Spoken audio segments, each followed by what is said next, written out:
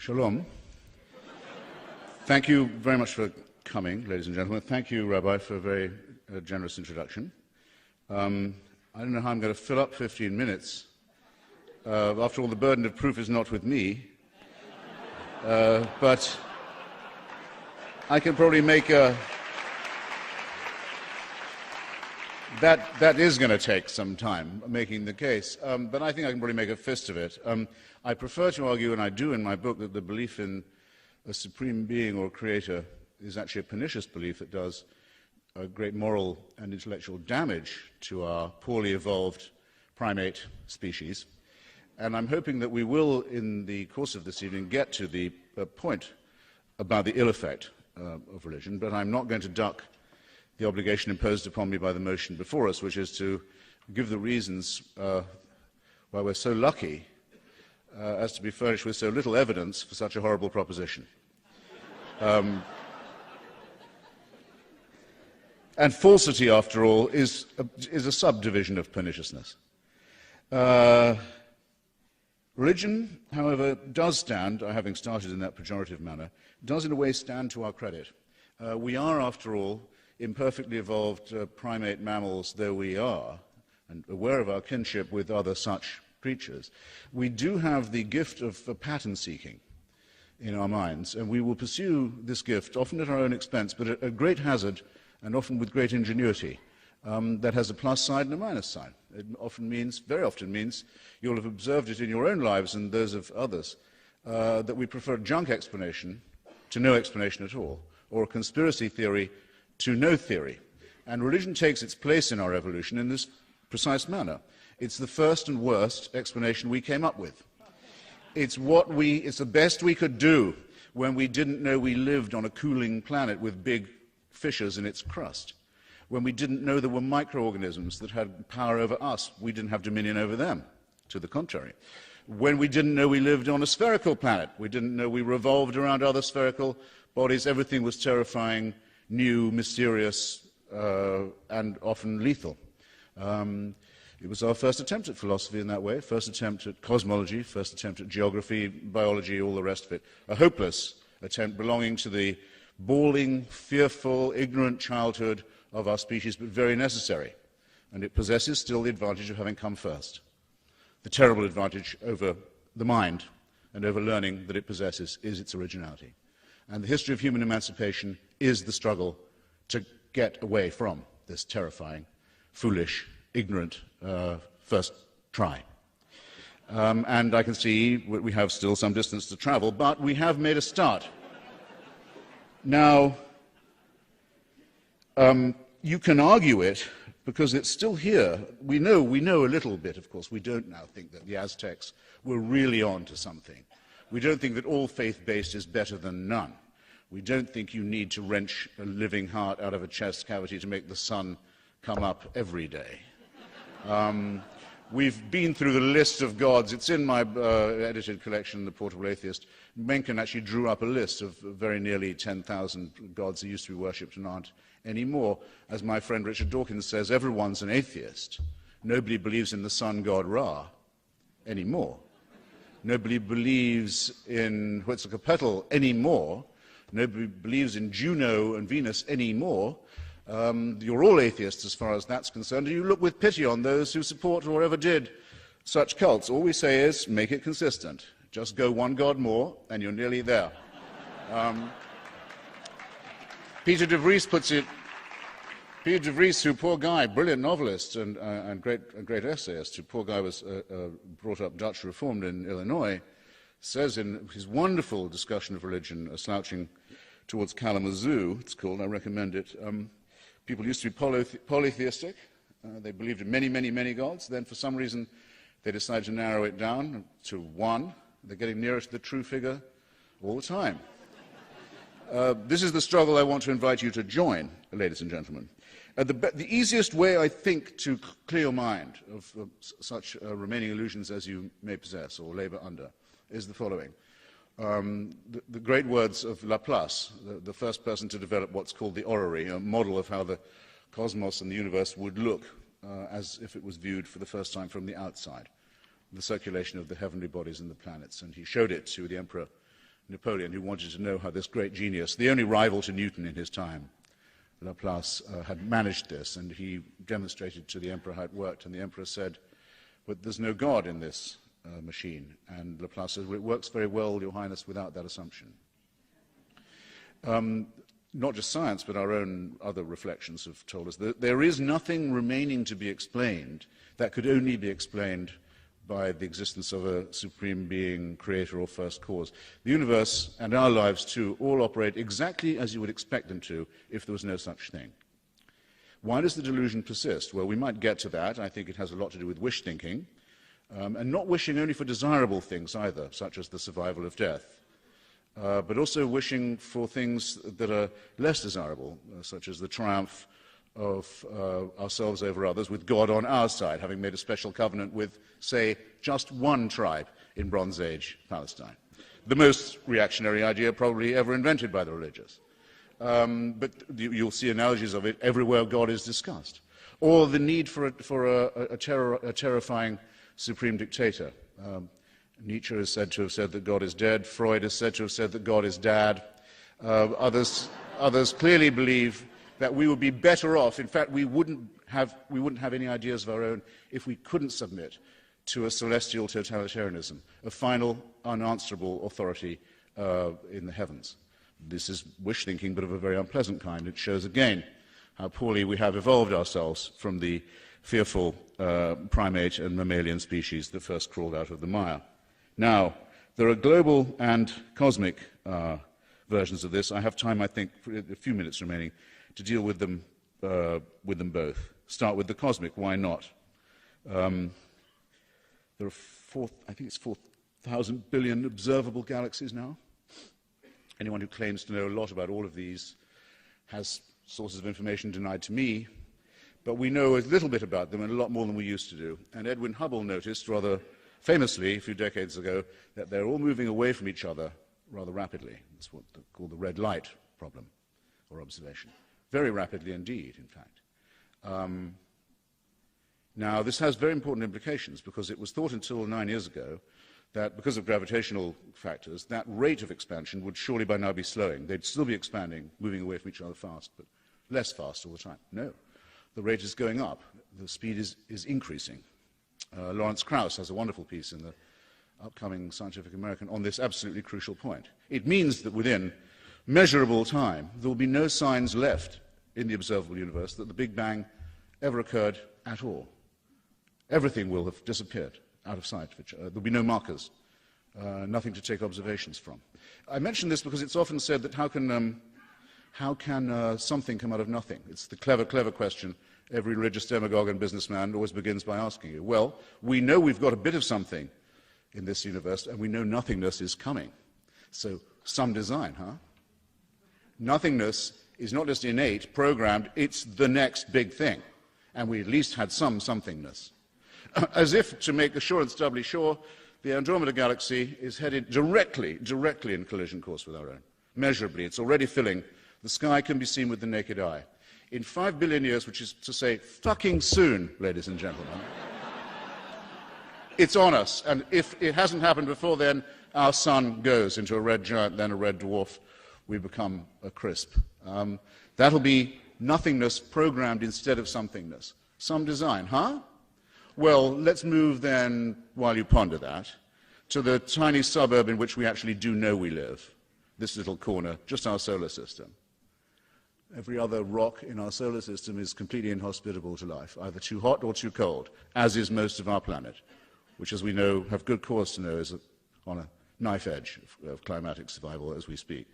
We could become extinct at any moment. In fact, when we still lived on the savannah of Africa, the environment to which we were adapted and have fled, but where we still betray the scars of our lowly origin by the coat of fur we grow in the womb and then shed, by the appendix, by our terrible dentition, and by many other things. Our adrenal glands are too big, our prefrontal lobes are too small. We're not the finest primates that could have evolved. It's estimated by the people who've done the DNA work on this that we were down as a species to less than a few thousand because of climatic events and other nightmares and catastrophes before the decision was made to abandon the savannah and seek cooler territory, we could very easily have joined the 99.9% of every other species that has ever been in existence on this tiny planet and become extinct. That close. What are we flattering ourselves about? What is so great about our anthropic principle that we should attribute this to a design or a designer? Some design, huh? And some designer too. Who but a serf wants it to be true? Who but someone who doesn't like to do their own thinking wants or needs this to be true in the face of all, not just some, but all of the available evidence before us? I've put it like this. It's the only hypothesis of my own that I've ever come up with. It's a version of, on this point anyway, it's a version of Joseph Schumpeter's hypothesis about creative destruction as the energy of capitalism. In order to believe in, not in a deistic God, in other words, a creator, a first cause, an imponderable starter, which of course only leads you to an infinite regression, because how could there be a starter who wasn't himself started or herself begun? Who created the God? Who made the creator? Who invented the inventor? Who designed the designer? Any fool can see the fallacy peering right over the shoulder of this hypothesis. But suppose that's not just a theistic question, but, a deistic question, but a theistic one. A God who answers prayers, a God who intervenes, a God who didn't just start this, but cares how it winds up, who cares what you do to your private parts or to those of your children and insists on their being mutilated, who knows what you should eat and what day of the week, who knows with which gender you may or may not recreate yourself or be recreational with, and so forth. The deist has all their work still ahead of them to prove that there is such a being. Here's what you'd have to believe to be a theist. I've already shown the absurdity of deism, I hope.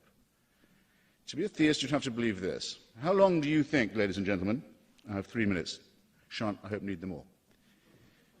How long do you think the human species, as a distinct Homo sapiens, has been on the planet? Anyone want to shout a guess? Okay. Well, Richard Dawkins thinks 250,000 years, 250,000. That's considered to be on the high end. Francis Collins, who's become a friend of mine, the very, very devout Christian, who, as you will know, sequenced the Human Genome Project and did the final report on the full-out discovery of that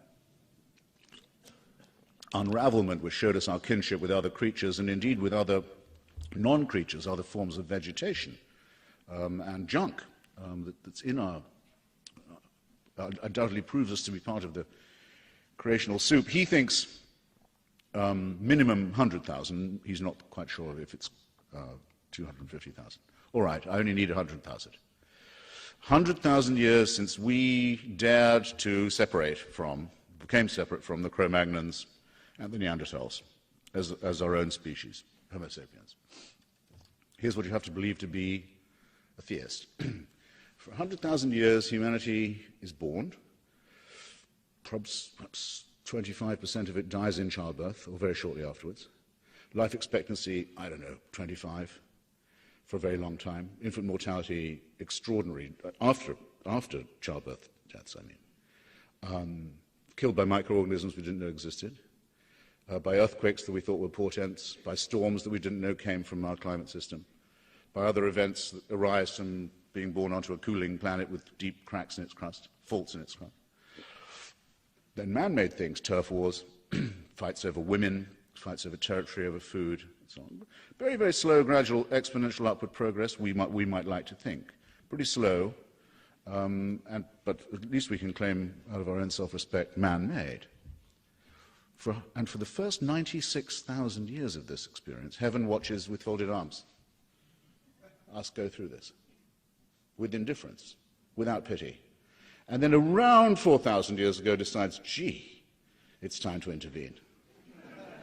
And the best way of doing that would probably be in Bronze Age Middle East, making appearances to stupefied, illiterate peasants, which could later be passed on. The news would get to China after about 1,000 years of that. 2 minutes. That's what you have to believe. Aren't you glad you can't be made to believe that? Aren't you glad there's no theocracy anymore within range of you?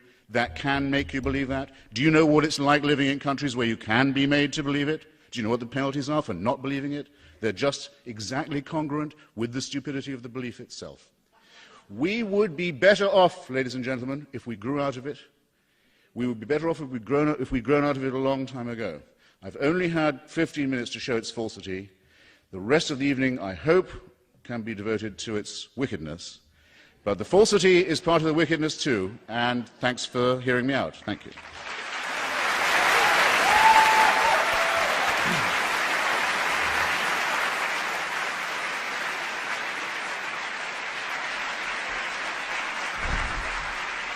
I don't have a mic, so.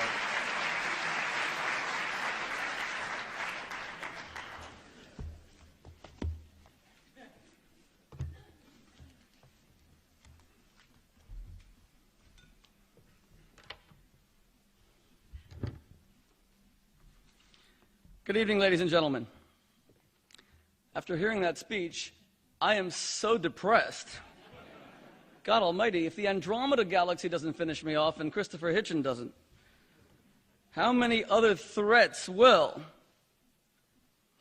Christopher Hitchens' book, God is Not Great, made a lot of money for him, even though atheism is a non-profit organization. I hope someone caught that. And I am a fan of Christopher Hitchens' work. This is our second debate.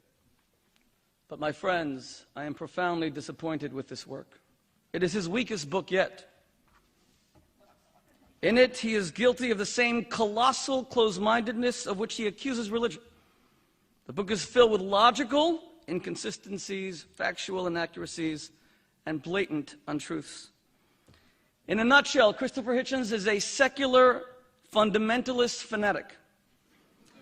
He falls prey to mankind's most base instinct, namely hatred. He hates religion. He even hates God, which is difficult since he doesn't exist. And most importantly, he hates hope. Like Richard Dawkins, who I have debated at Oxford University on several occasions, Hitchens is a scientific reductionist, reducing humans to naught but vapid animals, semi-literate primates, half-thinking apes. His book lacks joy, it lacks humor. It is a profoundly depressing tome about the decrepit nature of human existence. The book that I've launched tonight, The Broken American Male, available at fine bookstores everywhere, is the direct result of this shattered vision. Human beings are bereft of any real cosmic purpose. All they can do in life is revert to hunter-gatherers, gathering money during the day so they can hunt women at night. In so doing, they fulfill their genetic role of being naught but sperm donors. Jack Nicholson expressed it best in that great Bible of American literature, People magazine of December 21st, 2007. He said, when it comes to love, we men have more in common with a male dog than we do with a woman. Oh, this may be male chauvinism, but it's science, baby. Hence, my friends, Christopher Hitchens does not believe in any kind of heroes or human greatness. Of Martin Luther King in his book, he writes, quote, he was a mammal like the rest of us, probably plagiarized his doctoral dissertation, had a notorious fondness for booze and for women, a good deal younger than his wife. Mahatma Gandhi is someone who would have caused millions of Indians to starve, and had we listened to him, we'd be worshiping cows. The Dalai Lama makes a claim that he's a hereditary king,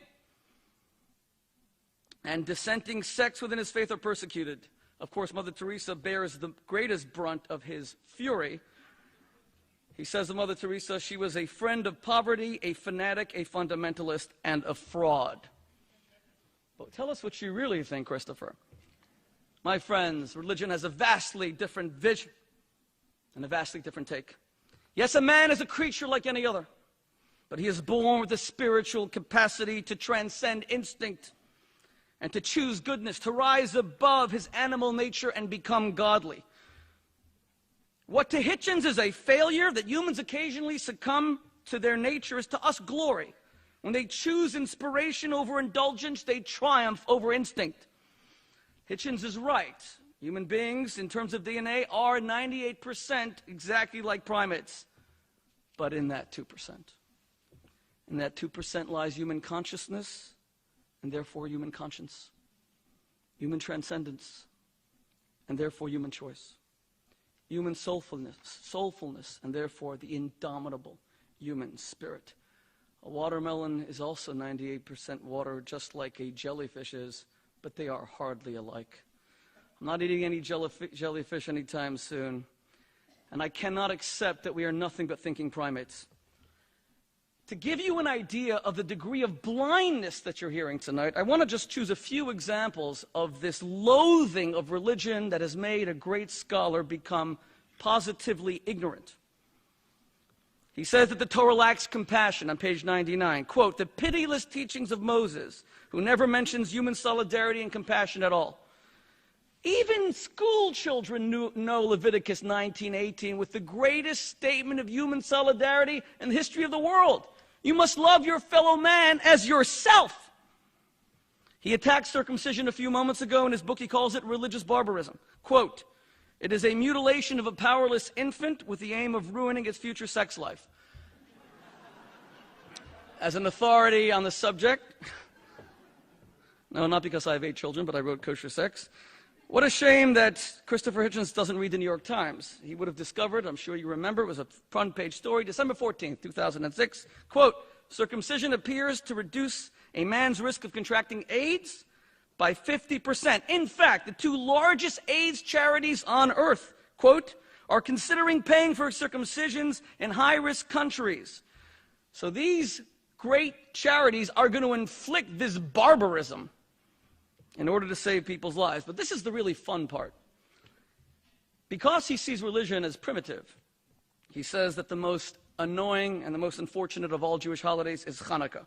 He calls it an absolutely tragic day in human history. Now this is funny. Parenthetically, he says, I love this, the Jews borrowed shamelessly from Christians in the pathetic hope of celebration that coincides with Christmas. Surely he knows that the Maccabees lived 300 years before the birth of Jesus, but we'll ignore that for a moment.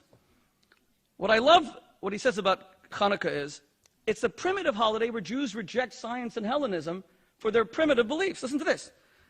The Jews felt the pull exerted by Athens. They chose the superstition mandated by the Torah. Let's see what enlightenment the Jews fought against during Hanukkah. The great Oxford historian, who was a friend of mine, Martin Goodman, says that Antiochus IV, the villain of Hanukkah, was, quote, called a barbarian and madman by his own people. If you look up in Wikipedia, just Google it. Antiochus IV put Jerusalem's inhabitants to death in the most cruel way. He insisted on slaughtering a pig in the temple, and when the Jews refused to eat it, quote, he cut off their hands and feet, burned them on the altar, scalped them, and this is the Greek Enlightenment that the Jews should not have resisted. Kריסטופר, you supported the invasion of Iraq because you said that Saddam Hussein was a tyrant who didn't deserve to slaughter his people. But you decried the Jews for standing up against their own brutal oppressors. But my friends, it's really the values of those Greco-Romans that the Jews rejected.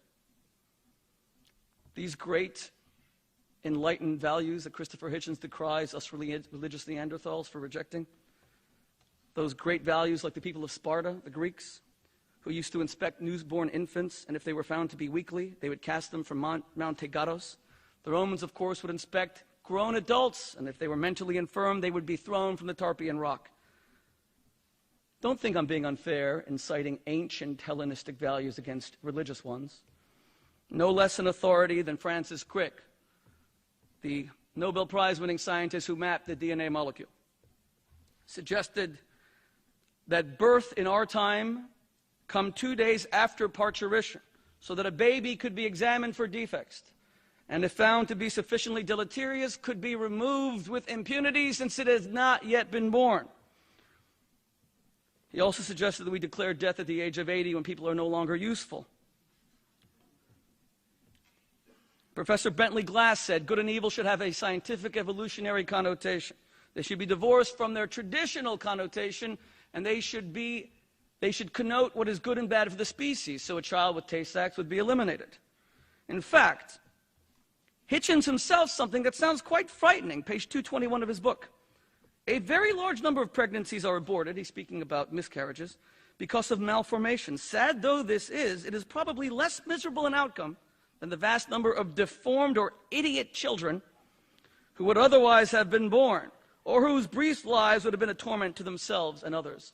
I therefore challenge my august colleague to explain why then should we not euthanize Down syndrome children? They are a burden to their parents. They can contribute nothing to the society. They are the idiot children of whom even our own Supreme Court Justice Oliver Wendell Holmes said, famously, 3 generations of idiots are enough. When so many states here in America used to sterilize the mentally handicapped, what was wrong with that? In fact, let me give you 2 quotations, and I would like you to tell me who you think they are from. Number 1, in nature there is no pity for the lesser creatures when they are destroyed so that the fittest may survive. Going against nature brings ruin to man. It is only Jewish impudence to demand that we overcome nature. Listen to this very similar quote. The more civilized so-called Caucasian races, the white people, have beaten the Turkish hollow in the struggle for existence. The white people decimated the dark people. Looking at the world at no very distant date, what an endless number of the lower races will have been eliminated by the higher civilized races. The first quotation was from a politician. His name was Adolf Hitler. The second quotation was from a scientist. His name was Charles Darwin. Evolutionary theory, as I intend to demonstrate in the second part of this debate, is based on the survival of the fittest. It is not good for the species or for the human race to sustain people who are weaker. Charity is a religious concept, pure and simple. That's why you heard such a depressing presentation. There is no hope. Life has no amber. There is nothing that glows. In fact, Sir Arthur Keith, the greatest British evolutionist of the World War II period, said, quote, to see evolutionary measures being applied vigorously, one must turn to Germany of 1942. We see Hitler devoutly convinced that evolution produces the only real basis for a national policy. The means he adopted was organized slaughter to secure the German race. They needed more space, they needed more food. You kill the weaker ones to protect the stronger ones. The German Führer, as I have consistently maintained, wrote Sir Arthur Keith, is an evolutionist and seeks to make the practice of Germany conform to evolution. And here you have why Kריסטופר Hitchens attacks the 10 Commandments. You know, this is amazing, because he says about the 10 Commandments, listen to this. However little one thinks of the Jewish tradition, it is surely insulting to the people of Moses to imagine they had come this far under the impression that murder, adultery, theft, and perjury were permissible.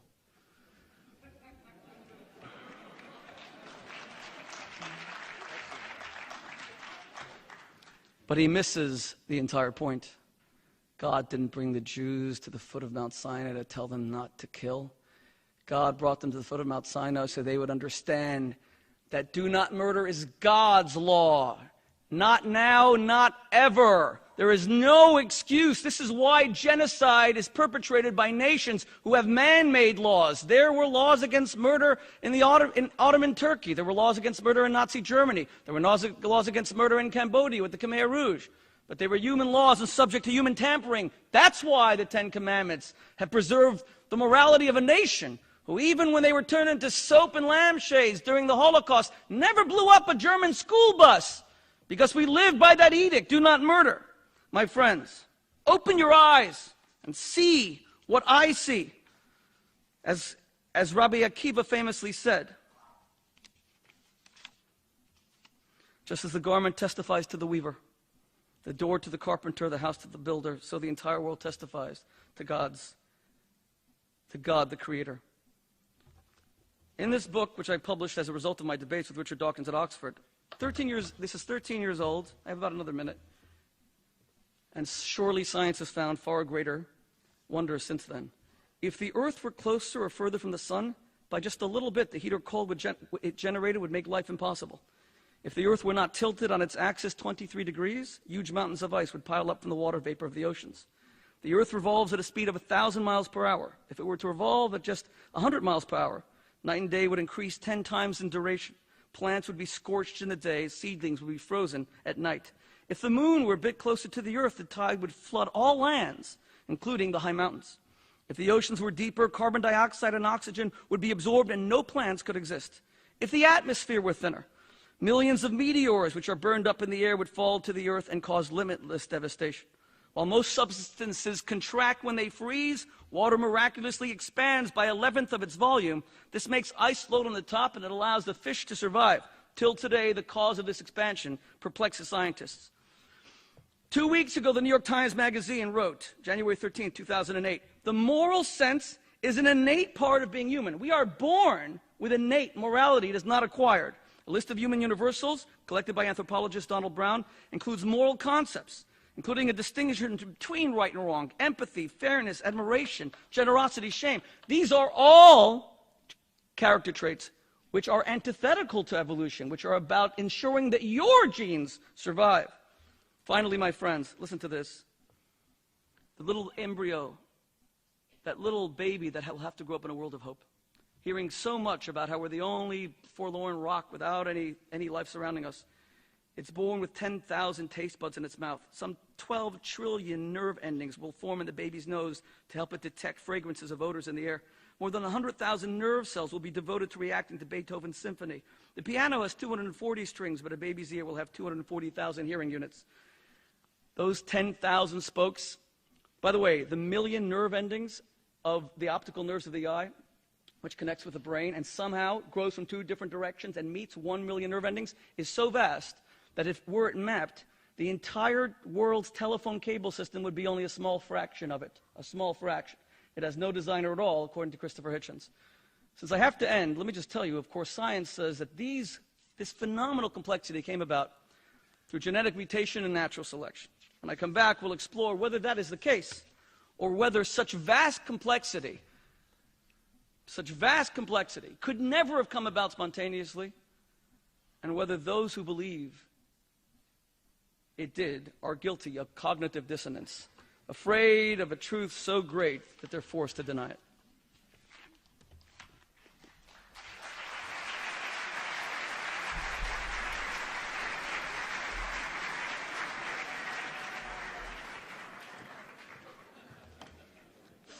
Well, as some of you already know, never buy crackling from a moil. The rabbis in the uplift business, c'est son métier, as was once said, and he thinks it's a point against me that some of the conclusions I draw are not such as to make one happy.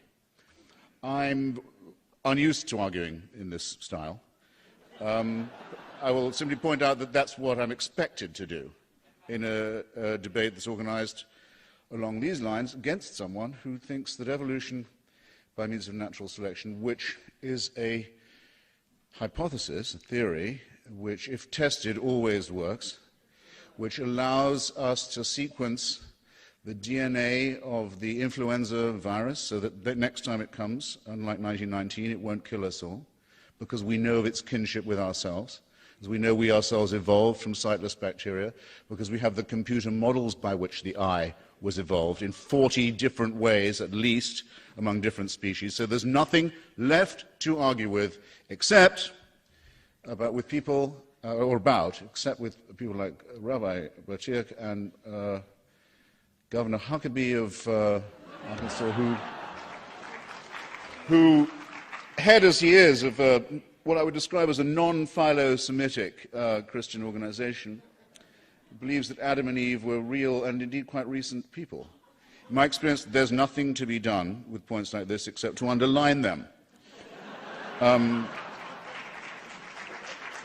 Governor Huckabee, in fact, doesn't even know what he doesn't believe when putting up his chubby hand to say he was among those in the room who didn't believe in the theory of evolution. He said, "No, I don't believe that I'm descended from a monkey." Well, as you know, the theory of evolution does not demand that you believe anything remotely like that. It points to a common ancestry between other primates and ourselves. If we were descended from monkeys, we'd probably look quite a lot like Governor Huckabee. Now, I just have spent a second on the taunt about being a fundamentalist. To be a fundamentalist is to insist that something can be advanced on faith alone and without evidence. I will submit myself to your fair-mindedness, ladies and gentlemen, and ask if anything I said to you, or am saying now, requires that of you, that you take an act of faith or a leap of faith as if it were an ethical thing to do, or that you take one at all for anything I say. Of course I don't.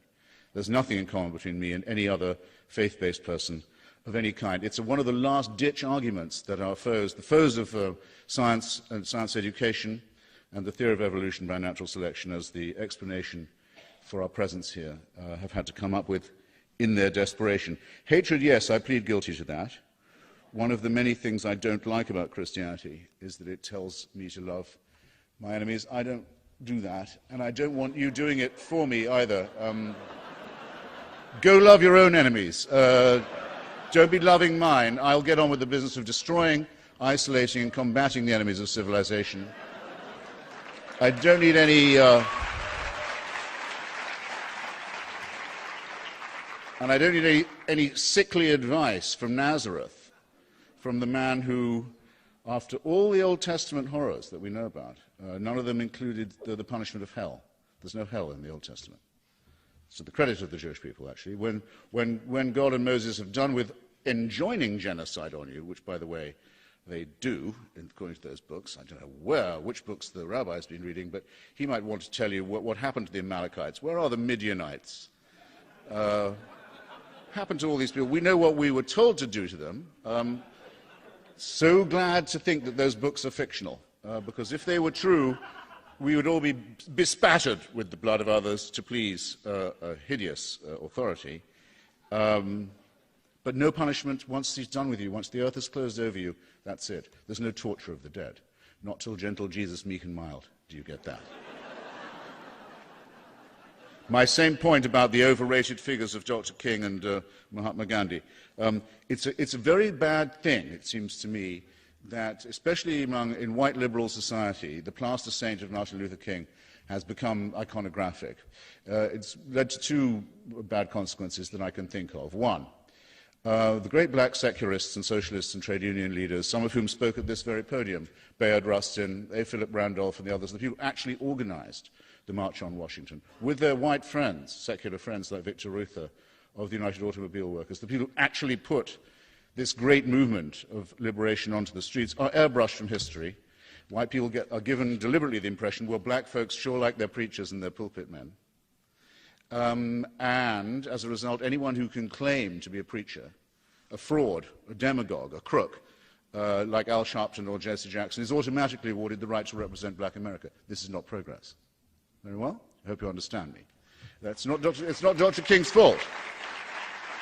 That is not Dr. King's fault, but, as I say in my book, but it is the fault of those who make a cult out of him and who dare to say that without religious permission, we wouldn't know how to demand equal rights for our African-American brothers and sisters. Well, excuse me, we don't need religious permission for that, and the case for it had been made by the secular left long before Dr. King started preaching, and that's precisely why he was always attacked in his lifetime for having communist and socialist and Marxist friends, which he did, who had done most of the spade work. So let's again be very clear what we're talking about. I'm sorry, I do not believe the Dalai Lama's claim either to be hereditary king or hereditary God, and I think anyone who does believe it is a fool. And there hasn't been even the pretense of an election in the Tibetan exile community that he's now been leading for more than almost half a century in Dharamsala in India. It is still run as an absolute despotism. People who like that sort of thing, like that sort of thing. More to the purpose, and you'll let me know, Mr. Chairman, when I'm coming to the... I have rather a crazy salad of slanders to respond to, and I don't want to miss any of them out. If you want to saw off the end of your penis, you're welcome. You're not to do it to a child who hasn't asked for it. Same with the genitals of a little girl. If she thinks later on she'd be better off without them, let her take, or have taken to her, a sharp instrument. If it proves that it's good for AIDS, which it might well be, I've heard it's been said that it's good for cervical cancer, let it be decided by the grown-up. It is not right, it is not moral, it is in fact wicked to submit children to mutilation of their genitalia, or to anyone without their consent. Do you understand that that this elementary point only needs to be made because of wickedness enjoined by religion? The rabbi here is a fairly humane guy. He wouldn't, if he didn't think God was involved, ever consider mutilating the genitals of a child. But because it's a covenant with God, anything can be done. Now, don't you see? You laugh, but you should be crying. I said crying.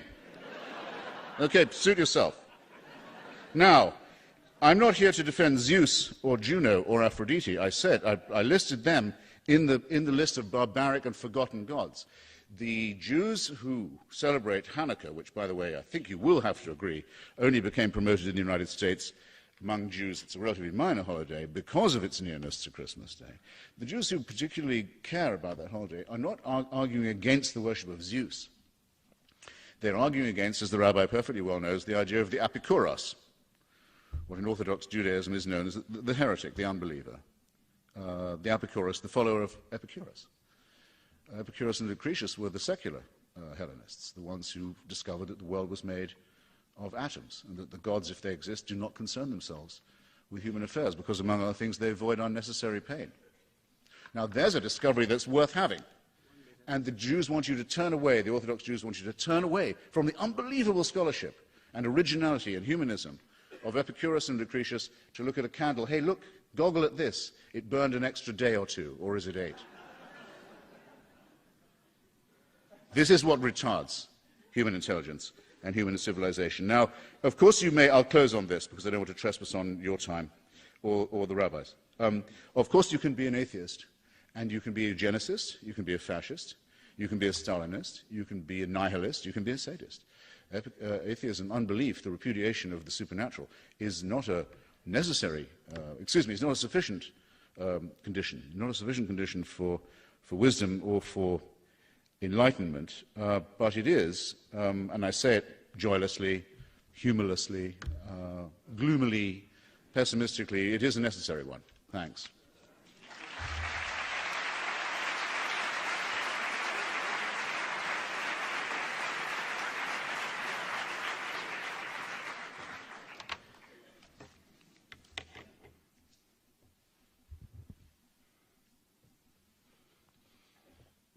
My objection to the current religious secular debate is that for so many centuries, Kריסטופר Hitchens is right, religion had a very closed mind. Who has the closed mind now? Who uses character assassination to portray anyone who has certain beliefs that they try to root in logic as closed-minded, unscholarly? The gist of my argument is that Kריסטופר Hitchens, who is one of America's most talented writers, has become so fanatical in his hatred of religion that he just invents things to decry it. For example, he can make fun of the fact that I don't believe in evolution, although I never even said that. I believe in evolutionary development, as the Torah itself says. 6 days of creation, the mineral was followed by the vegetable, then the animal, then the intellectual. The question is whether this is guided. The question is whether mathematical possibilities allows for this. But before I even get to that, here's an example of just pure invention in order to make religion, Jews, the state of Israel look bad. Listen to this. He's writing about the greatest scientists of the 20th century, saying, don't be impressed that Einstein believed in God, because he didn't believe in the God that we believe in. He was a deist, and, quote, offered the first presidency of the state of Israel. Einstein declined because of his many qualms about the way Zionism was tending. That is pure, utter fabrication. First of all, Einstein was offered the second presidency. The first president was Chaim Weizmann. He was offered it in 1952. He died 3 years later. The Princeton Review says he turned it down, quote, because he had neither the desire nor the energy to run a country. He was a scientist.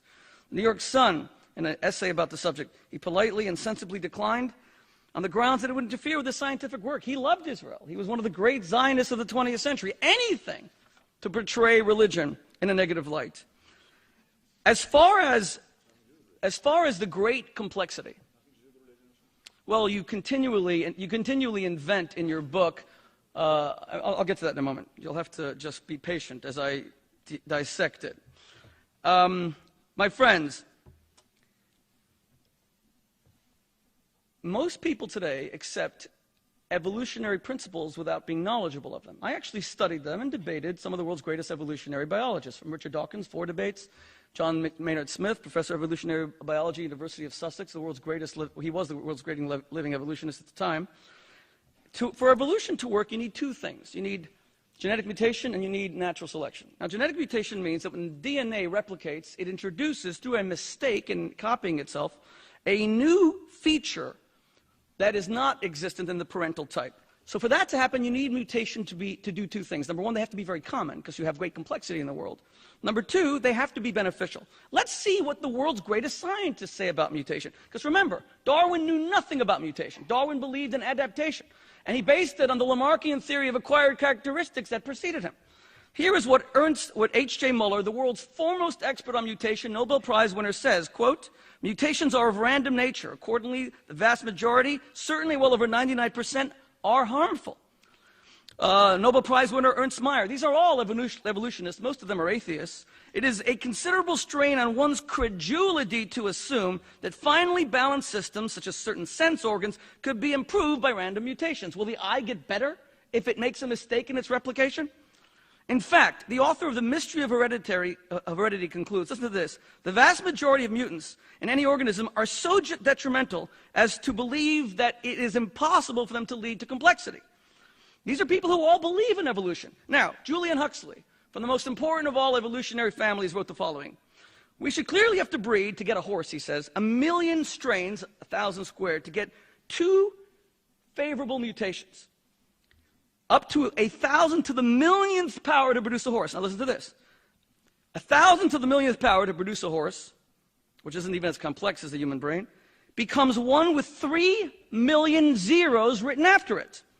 That would take 3 volumes of 500 pages just to print. No one would bet on anything so improbable happening, and yet, ta-da, it has happened. That's how he ends the quote. Now, how could evolutionists say on the one hand, mutation is destructive? I mean, if you're born with a third arm, you're not really doing that well, I assure you. Even though it seems that you've gone forward, you've gone backward. So how could this theory, and again, I'm not denying evolution. I'm saying evolution needs a guiding parent because the numbers are impossible.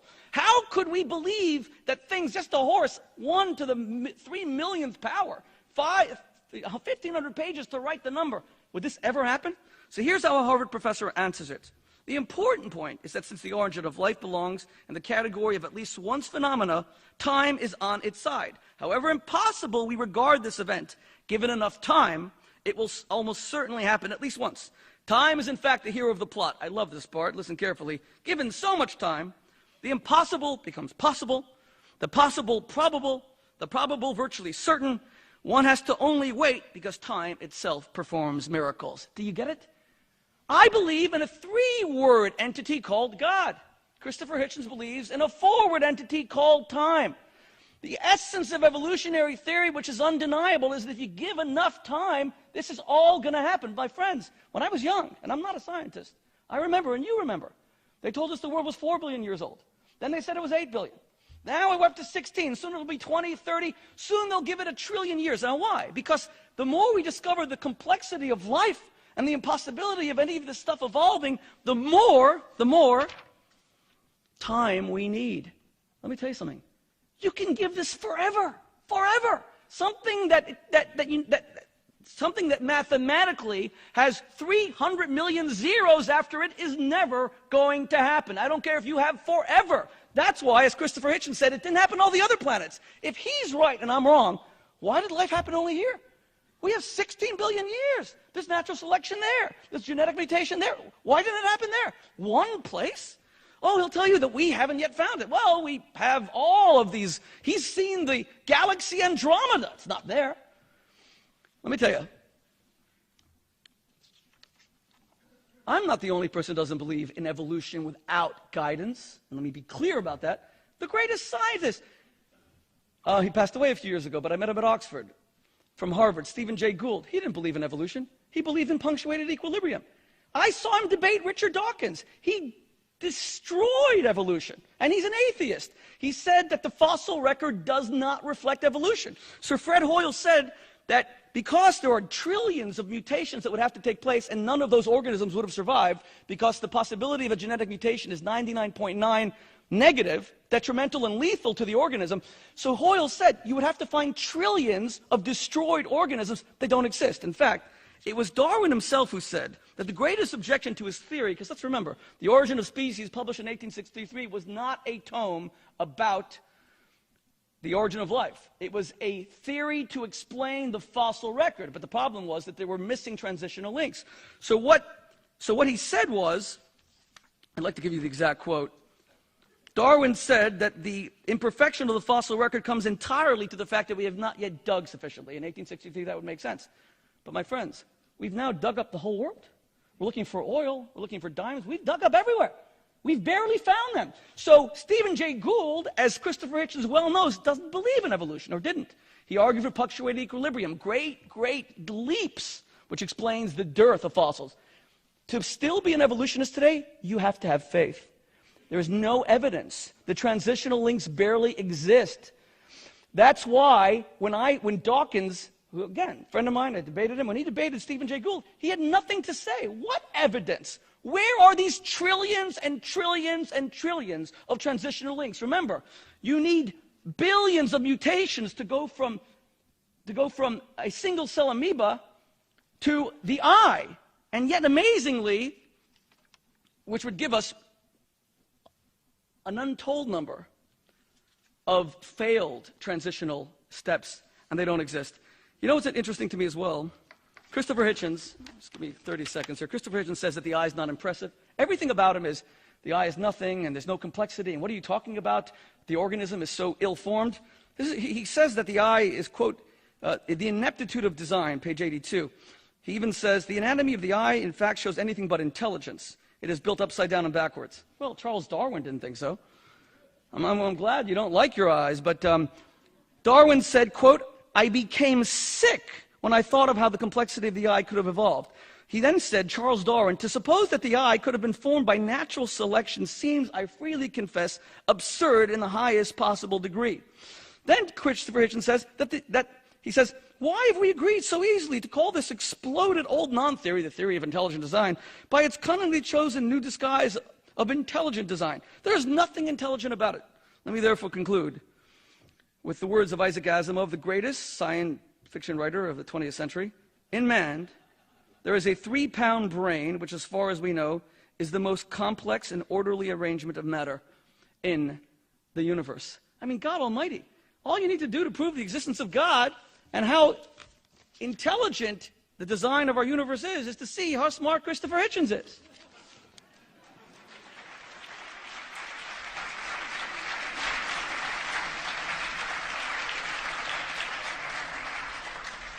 We'll sit for the third. We'll sit for the third. You want to sit? Yeah, we'll sit. Well, if I can't be erect, I'd at least rather be upstanding. I have to sit for this. He says I've got to sit. Okay. We agreed. All right. There was a terrible moment, I think it was when Lawrence Krauss was talking about the Andromeda Galaxy and it's heading towards us, when someone got up and said to him, Doctor, did you say it was going to collide with our galaxy in 5 billion years or 5 million? And Lawrence said 5 billion. The guy said, that's a huge relief. I thought you said 5 million there for a second. Now, on the fabrication point, I can't sit still or stand still if I was standing and be accused of that. The argument about Einstein and the State of Israel has nothing to do with religion at all. There may have been a religious element in his opposition to a Jewish state. He was for a state for Jews, but not for a Jewish state, a distinction that a lot of people have forgotten. The same distinction that was made by I.F. Stone, Judah Magnus and others, often in debates under this roof, as a matter of fact. I don't know how much influence that had on his decision to reject the offer from Ben-Gurion, who at one point said to his cabinet, what are we going to do if he says yes? But I would be very surprised if there was nothing to do with it. At any rate, it has no bearing whatever on the fact that Einstein believed only in Spinoza's God. In other words, not, as Rabbi Shmuley would have you believe, in God as an intervening or supervising or caring force, but as the one Spinoza identified, the pantheistic one. These distinctions are, I think, important and worth stressing. On the claim that Stephen Jay Gould did not believe in evolution, I really do not know where to begin. I think the best thing to do would be to read any chapter of any of his books. And in fact, I think I might indeed recommend the one where he has a very famous, very celebrated disagreement with Richard Dawkins on the question not of whether evolution occurred, because nobody denies that. That it occurred, we know. It's in the record of molecular biology, and it's in the fossil record. There's a lot of argument about how, and there is a certain amount of argument about the punctuations, and a lot of those gaps only just now being filled in. Only just now we're discovering intermediate species, the partly vertebrate yet amphibian, and for example, a very, very important one recently in northern Canada.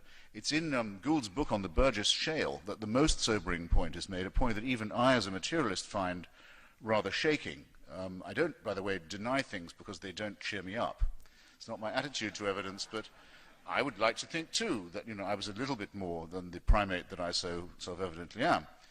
But in Stephen Jay Gould's account of the Burgess Shale, which I think is his best book, is the most beautiful, the most finished, and the most polished of his books, he says there's a Cambrian vertebrate, a little creature called Paculia gracilens, that has the beginnings of a backbone.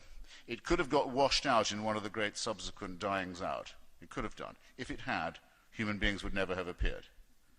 This is the first we can find of a vertebrate. It could very easily have gone, but it didn't. And as a result, we're here having this conversation. You can say that's miraculous if you like. You can say that only God would have thought of such a thing. But, and that's the way you'd think if that's the way you thought. Because there will always be people who will say, oh, well, we used not to think about these fossils. We thought that was all nonsense.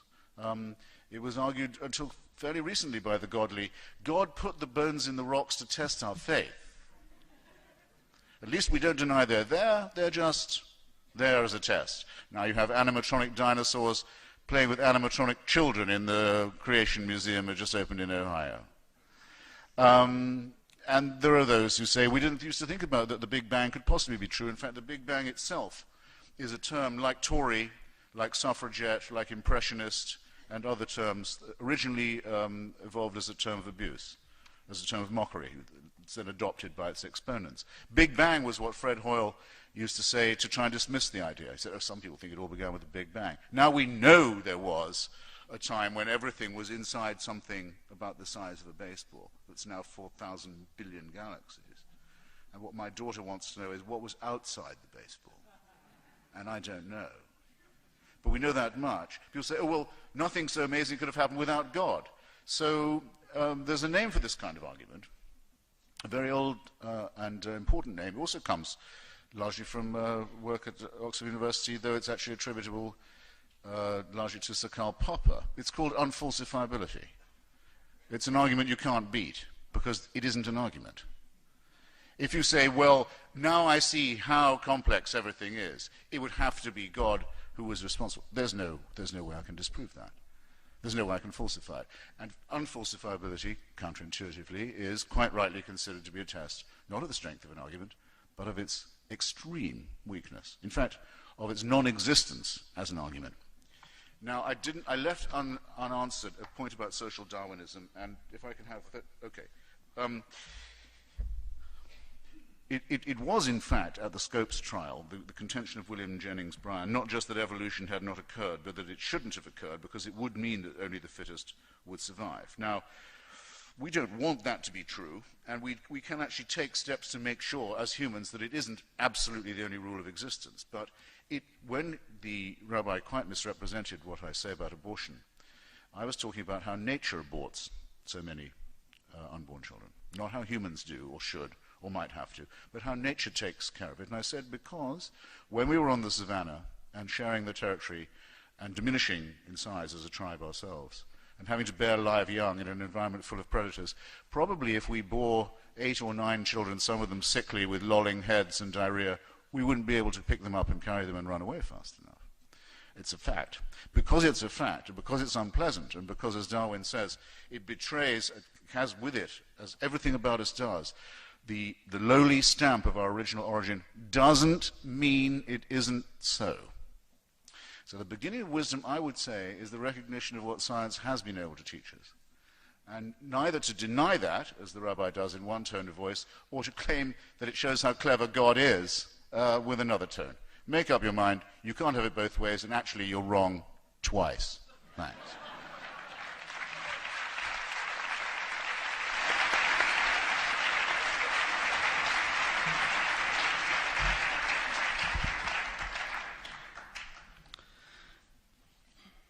I don't care how much you dislike religion, and I don't care how false you believe the faith in God is. You can't invent facts to sustain your argument.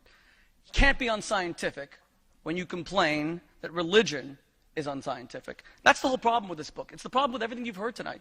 It's the problem with the utter distortions that we continue to hear.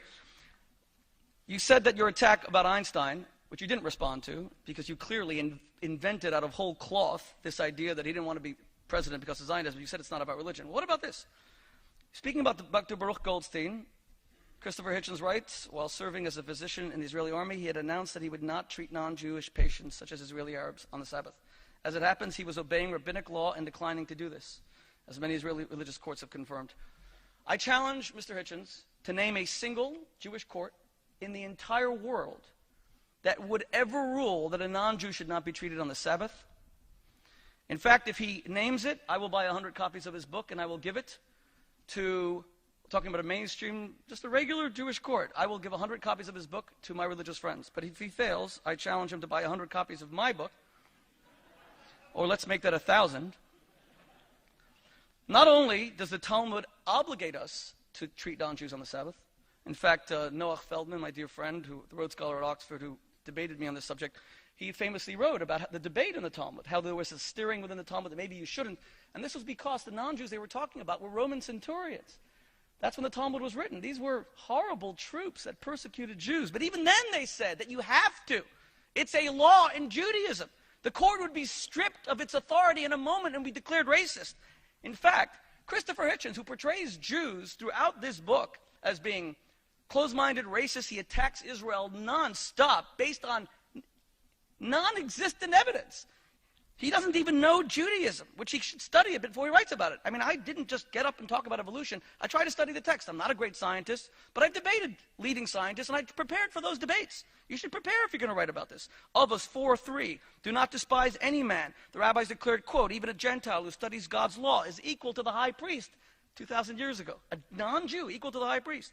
Tosefta, Sanhedrin 13, the righteous of all nations have a share in the world to come. Non-Jews go to heaven. Tana Devei Eliyahu Rabbah 9, I call upon heaven and earth as witnesses. Any individual, whether Gentile or Jew, man or woman, servant or maid, can bring the divine presence upon himself in accordance with his deeds. That is a slander against Jews to say that any Jewish court would say that non-Jews should not be treated, and the state of Israel treats every single Arab and Palestinian, even when terrorists are the ones who are brought to the hospitals. The possibility of the human eye evolving has been equated to monkeys randomly hitting the keys on a typewriter, typing Shakespeare's Hamlet. You've heard this not once, but 4 quadrillion times. Now, again, he said that Stephen Jay Gould believes in evolution. He believes in punctuated equilibrium. Evolution means to slowly evolve with great time. He believed in these vast quantum leaps.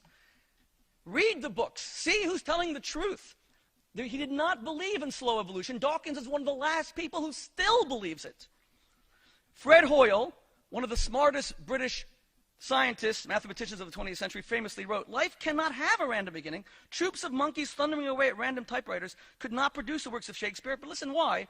For the practical reason that the whole observable universe is not large enough to contain the waste paper baskets required for the deposition of the wrong attempts. You just heard Kiristofer Hitchens say we're beginning to find the transitional links. God Almighty, we're only beginning? Do you realize how many trillions of these links have to exist? Where are they? We have found oil, we have found gold, we have found diamonds. They should be here on the desk. They should be here in my notes. Finally, this whole thing about values, my friends, you remember sadly that I spoke about Francis Crick before, his partner James Watson, who mapped the double helix DNA molecule. You remember that tragically, sadly, on October 14th, 2007, he told the London Times that he's inherently gloomy about the prospect for Africa because all our policies are based on the idea that blacks and whites are of equal intelligence, but the evidence says that's not the case. He was just echoing what Thomas Huxley, the famous Darwinian bulldog, the greatest progenitor of evolution in history, said, quote, no rational man, cognizant of the facts, believes that the average Negro is the equal, still less the superior, of the white man. To his dying day, Charles Darwin himself believed that blacks were the missing link between whites and apes. Now, that doesn't mean that every evolutionist is a racist, God forbid. Christopher Hitchens is at the forefront of defending human life around the world, and he's a phenomenal hero. But it does mean that when he goes out to save human life, it's not because of evolutionary ethics, it's because of religion that declared the infinite sanctity of life. My point before, quoting him about miscarriages, was not that he would ever argue for euthanizing infants. It's rather the fact that he doesn't argue for that in acknowledging that these Down syndrome babies are nothing but a burden and can contribute. And they're a burden to everyone around them. They will suck out their parents' resources. Rabbi Boteach, I have to stop you, okay? It's because he observes the 10 Commandments that says, do not murder. It's our values he's embraced. We have, ladies and gentlemen, we have a number of questions. We have a number of questions from the floor, and we have a number of questions that arrive to us from around the country. And one of them, from Cincinnati, Ohio, was precisely the question that, were I permitted to engage the debaters, would have wanted to ask myself. So I ask our two presenters, I ask Christopher Hitchens first, and then Rabbi Boteach second, in 2 or 3 minutes. Sorry, that's about all you have. Question is it possible to talk about does God exist without asking, when you use the word God, what do you mean? Very good. But it won't have escaped your attention, Rabbi, or the audience, I think, that I was asked to answer a direct challenge by the Rabbi a moment ago, and I won't have it said that I didn't.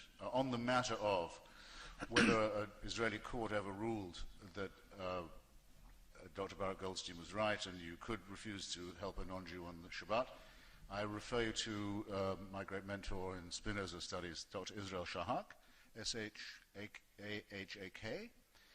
His book, The Jewish Religion and His Attitude to Non-Jews. He's the very brave professor of chemistry at the Hebrew University who brought that case and lost it in the High Court in Jerusalem, and a very celebrated write-up of the topic in Haaretz. I would, of course, never make such a suggestion. Excuse me. And the rabbinical courts also. He lost the whole case. Very important.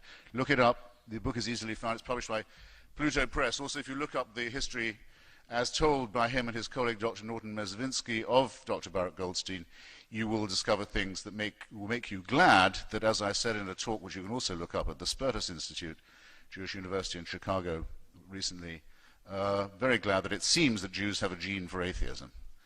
The great Jewish contribution has always been to humanism and to human solidarity, and it is that, and not the wailings and bleatings to an empty sky. Gentlemen, can we talk that distinguish about it. Now, yes. Can we talk about God, to the topic. please? Well, To the question of I'm sorry, I could hardly let such a challenge go in all decency. Now, I can do the rest very quickly. It's called the ontological argument. It says that if you can name the idea of a God, surely there must be something existent or real, at any rate, that you are talking about. It's not the teapot that Bertrand Russell postulates orbiting the sun. To talk about it is to postulate it. Well, this, of course, is a piece of circular reasoning, but I hope I helped to clarify it in my opening statement by saying there's every difference between being a deist and a theist. Science and reason cannot disprove the existence of a first cause or a creator. They cannot do that. We can only say that everything works without that assumption, and there is no evidence on the other side of the case. This seems to us to license unbelief. To the theistic argument of a God who actually is interested in answering prayers, cares who you marry, who you go to bed with, what you eat, which side wins in a war, and so forth, we say this is human propaganda, self-evidently man-made, and the so-called miraculous evidence for it has been repeatedly and conclusively falsified and disproved.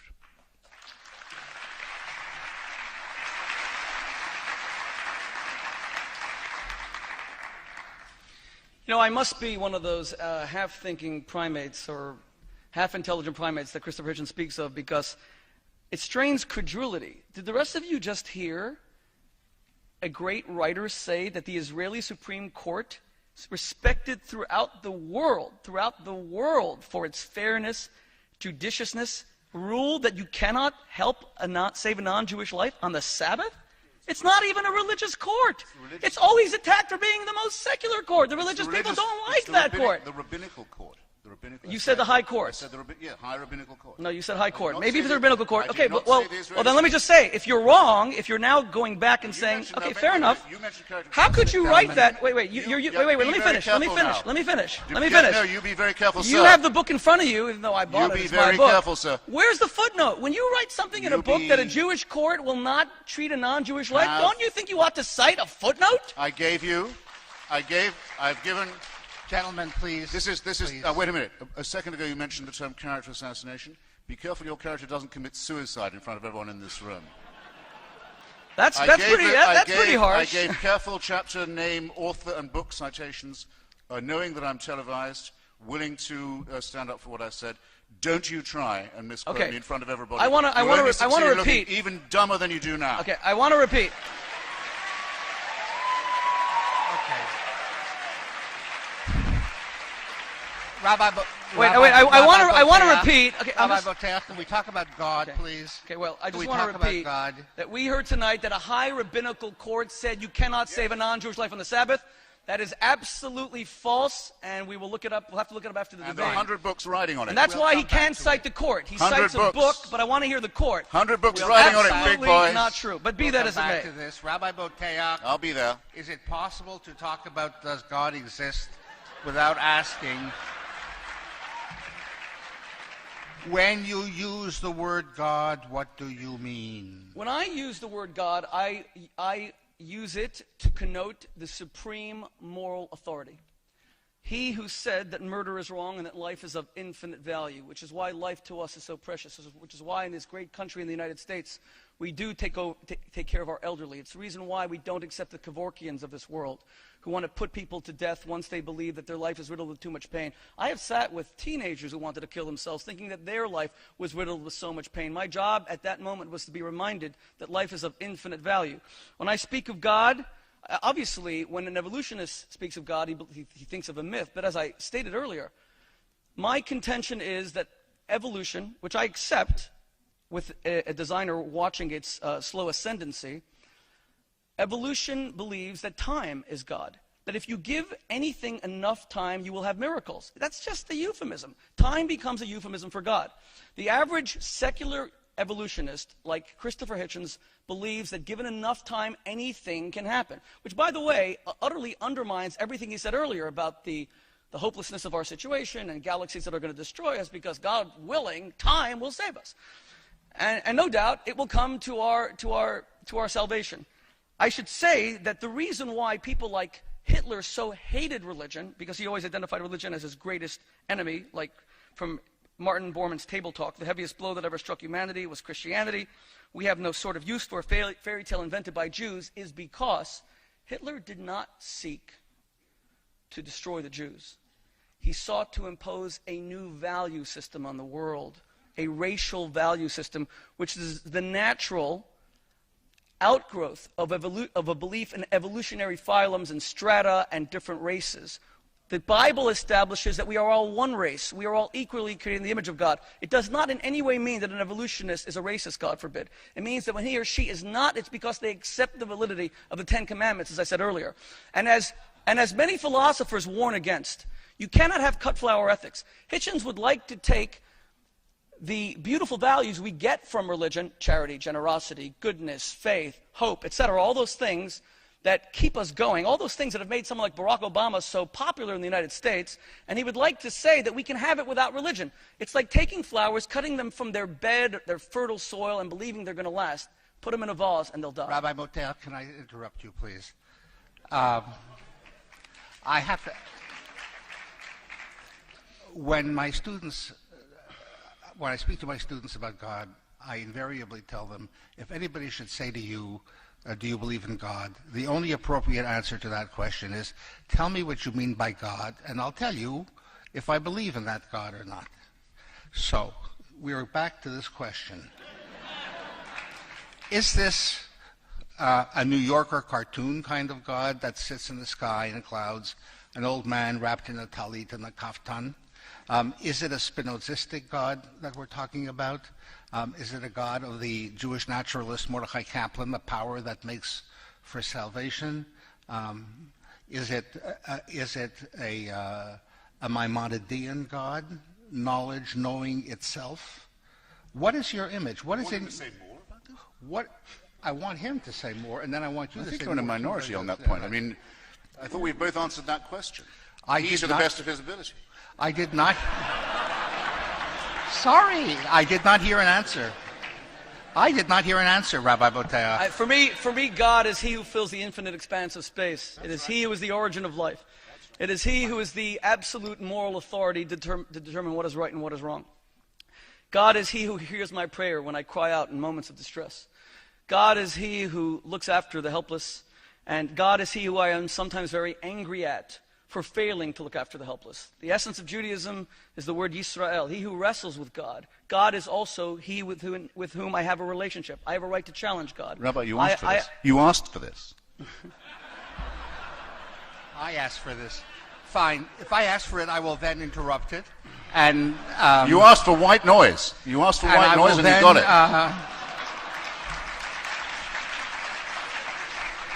I will then address a question to Mr. Hitchens.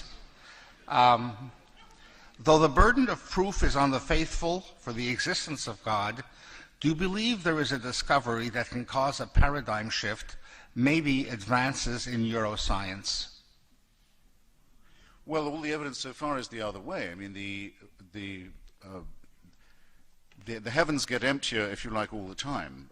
I think the unraveling of the DNA string is probably the most conclusive recent thing that shows us both that racism, where Rabbi Shmuley and I at least agree, and creationism are alike illusions. We are part of the natural order.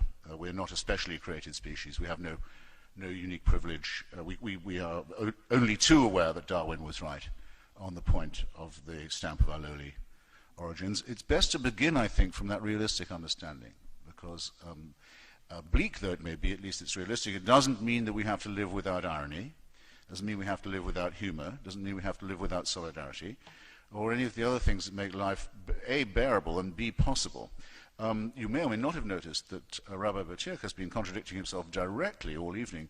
He began by saying that our good qualities, our heroic and noble and gentle and generous qualities, are innate in us. He's quite right in saying that. Yes, they are innate in us, or in most of us, those who aren't psycho or sociopathic. That is precisely the point. Religion borrows its morality from us, not we from religion. God is man-made. And I can very briefly underline this point and make it not just an assertion on my part by putting it in the form of a dialectical question. Name me, if you can, a noble action performed or a noble thought uttered by a believer in God that could not be uttered by a non-believer. Right? I've issued this challenge in innumerable places and spaces now. I've not yet had a response. I await one. There's another question that goes with it, a corollary question.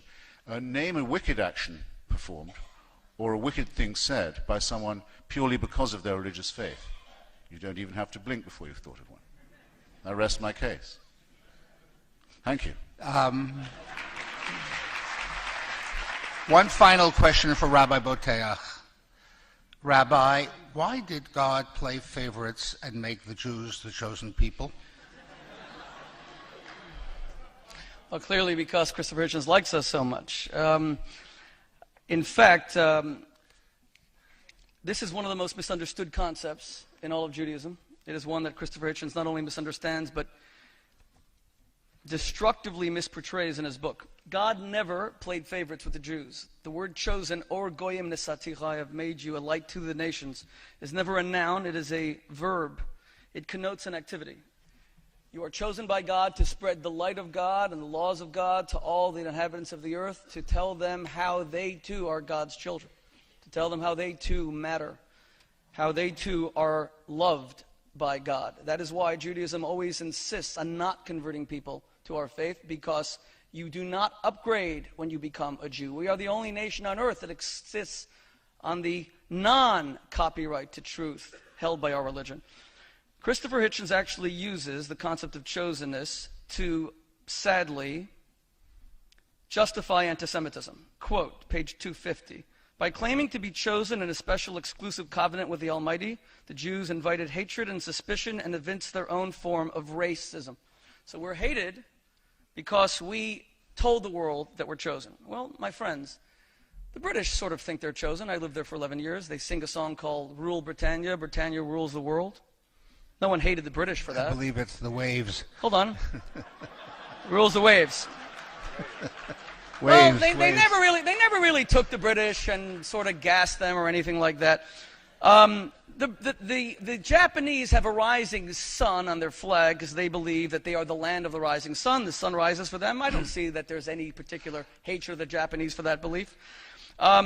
Marcus Garvey, I just filmed a television show in Jamaica with my family. Marcus Garvey founded Black Power in the 1920s with the famous motto, "Black is beautiful." I didn't see people segregating blacks because of that belief. On the contrary, they were hated well before it. They were hated for no reason at all. To say that Jews are hated for for a claim to chosenness is to justify the most pernicious hatred in the history of the world. Okay, but let's go back to the liturgical formulation. And as I said, God never chose us and never played favorites. It was not that you are sufficient and now make everybody like you, get everybody to emulate you, because your path is the only correct path.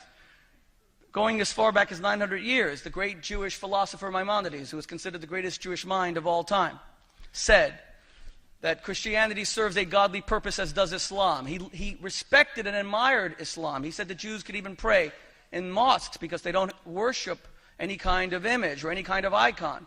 So God never chose the Jews as a form of favoritism. He gave us this incredible mission. One might even say that it's a humbling motif rather than something that breeds arrogance. It means that if we ever think for a moment that we're it, that we are the end, God made us the means to other ends, to make sure that we spread the knowledge of God. So, I should say that, I believe that we have to keep all these conversations decent and ethical and moral. And one of my major points throughout the night is I don't care that Kiristofer Hitchens is an atheist. He has every right to be. And I respect all my atheist friends, and most people who know me know that probably most of my friends are atheists. My problem is when you distort, because I spend my time primarily among secular people.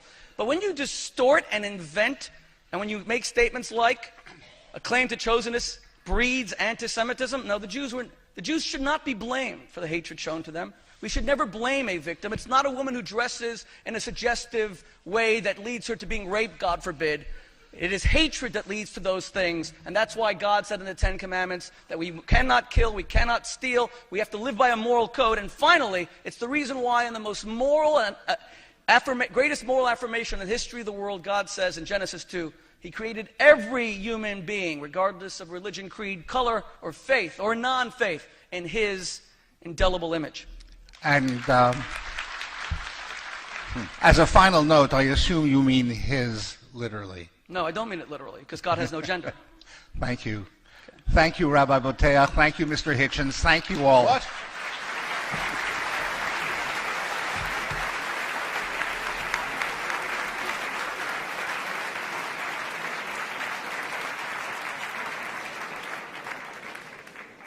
Well, no, maybe they've heard enough of us. Maybe they've heard enough of us. Well then, I should hate to leave it like that, and since he's been so generous as to claim so many atheists among his friends, I should say that some of my worst enemies are Jews. And certainly those who didn't get the news, again rather discrepantly delivered. Either God did or did not make a covenant with the Jewish people. I think, of course, you're right in saying that he didn't, because there's no such person, and the events described in those books never took place. Israeli archaeology has conclusively shown that the books of Moses are falsehood and propaganda.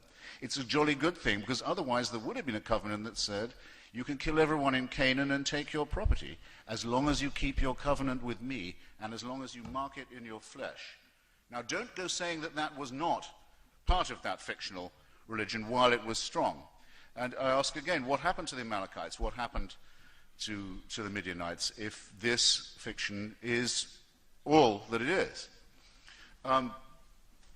It's actually Lord Alfred Douglas who, I think, said in a famous nasty little poem, "How odd of God to choose the Jews." To whom someone in Oxford replied, "Not odd of God, the goyim annoy him." But I will say that those who flirt with this kind of specialness, I mean, it's true that every nation, almost every nation, has a feeling that it's specially favored by the divine. Not a covenant at Mount Sinai exactly, a location that's yet to be discovered. But let's say Joan of Arc or indeed Rule Britannia, a song that when I lived in England I refused to sing, precisely because, as most of my friends would decline, precisely because it did express a concept of racial and national superiority. And to say that it didn't earn English and British people dislike, and that we're simply victims blaming ourselves if people don't like us for shouting out about our supremacy is absurd and self-pitying. How could you compare dislike of the British to anti-Semitism? I didn't. This You is did. absurd. I didn't, big boy. This You is did. absurd.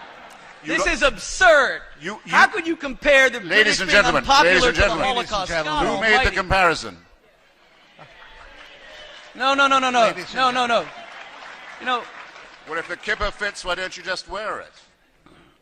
Well, now, I should be allowed to respond to what you said about the Amalekites and the Hittites. Well, I'd have a... I'm sorry? No, it's okay. Okay. I should be allowed to respond to this. You know, my friends, I haven't got my trousers off yet. I lived in Britain. I lived in Britain for 11 years, and it's a country that I came to love and admire. I had the great honor of being the rabbi at Oxford University, and I befriended people like Richard Dawkins, who became a dear friend. And in England till today, the statesman who is most respected is Winston Churchill. I think that's fair to say, statistically, popularity. He ordered the indiscriminate bombing of Dresden, Hamburg. These cities were obliterated 3 months before the war ended. In Dresden, 250,000 died. In Hamburg, 330,000 died. There were cyclones created by the fire bombs, winds 200 miles an hour from the fires. 4 months later, Harry S. Truman, who was voted our second most popular president of the 20th century, ordered the indiscriminate nuclear destruction of Hiroshima and Nagasaki. But this did not mean that these were immoral men.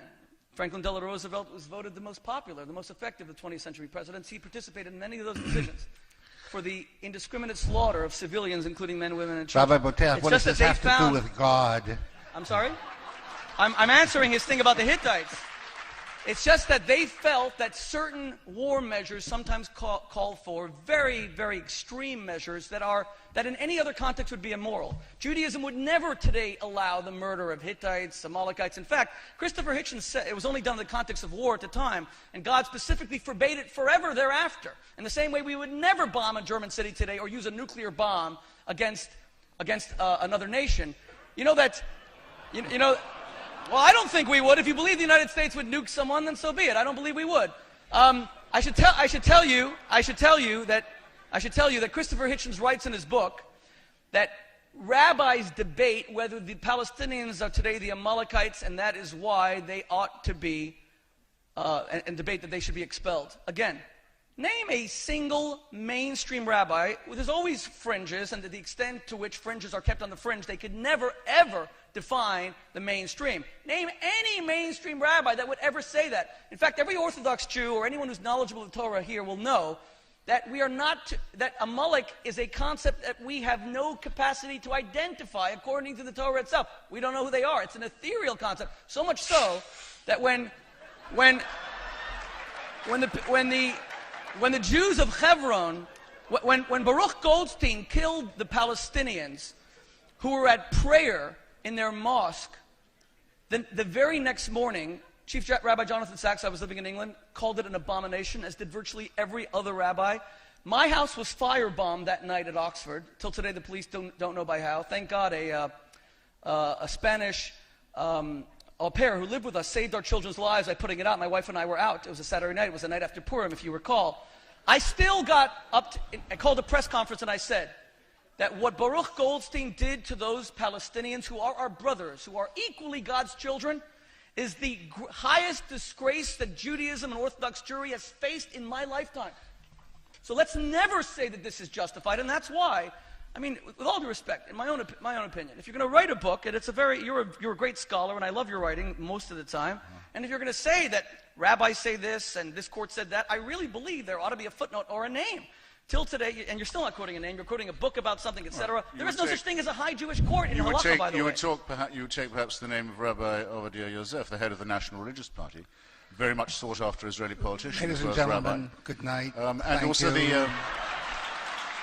Thank you. And I direct you again. Rabbi Boteach. I direct you again Mr. to. Hitchens. I direct you again to Dr. Israel Shahak's essay, "The Significance of Baruch Goldstein." From now on, I'm sorry, I can only be polite to someone who has a receipt and a book. Thanks for coming. Thank you. 100 books. 100 books. 100 books.